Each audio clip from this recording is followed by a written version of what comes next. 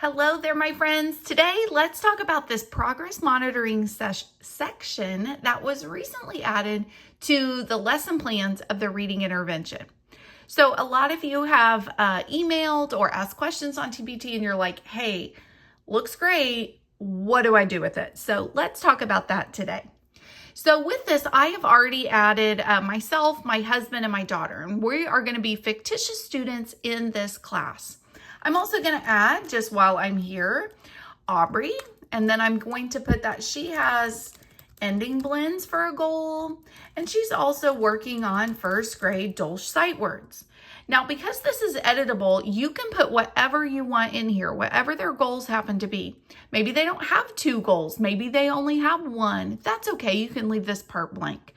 But with this, along this section, you'll put the names of the students in that group, and then you'll put up to 2 goals for each of those students. Then we're going to print this off, and I like to keep it on my clipboard. So I'll print that. Let me make sure I know what page I'm printing. I'll print that, and then I'll be back to then show what do we do in the moment.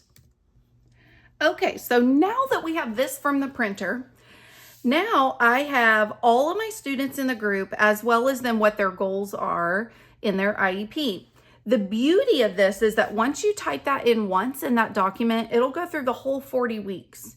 So you can save that and then go back and be like, oh, I revised Kyle's IEP. That's no longer what he's working on, or Olivia got an update. So you can do that at any time. But the nice part is you could print, I work in like increments of 10. So you could print 10 weeks of this. And then for 10 weeks in a row, you would be able to collect data in the moment. So what we do with this, with our ending blends, you could do that when you're doing your blending board. Maybe it's as you're blending some words here, those kinds of things in the moment. And I am a fan of tally marks. So I always have my clipboard just sitting at the center of my U-shaped table as everybody's here. It's going to be right in front of me. And so they don't even have to know what I'm doing. I do, some of my older kids, I do tell them. And so then I might be like, okay, there, Amanda said it. I'm not looking at Kyle, Olivia, or Aubrey. Don't care about them today. We're going to say it's Monday. I'm focusing on Amanda. So even though I'm looking at everybody at the table, I'm putting tally marks for Amanda. Okay, good. Ooh, Amanda. Oh gosh, she missed that one. No tally mark there. Oh, she has that. Then on Tuesday, I can focus on Kyle. And again, I can look and I can say, ooh, gosh, man, he is nailing these on the blending board today. You could even do it where you're just kind of mentally, you don't have to do the tally marks in the moment. I forget things, so I do tally marks a lot.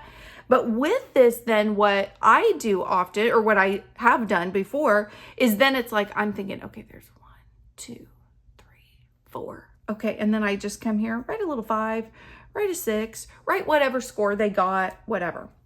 The beauty of this is that all of these kids have either the same or similar goals, which is why they're in a group together.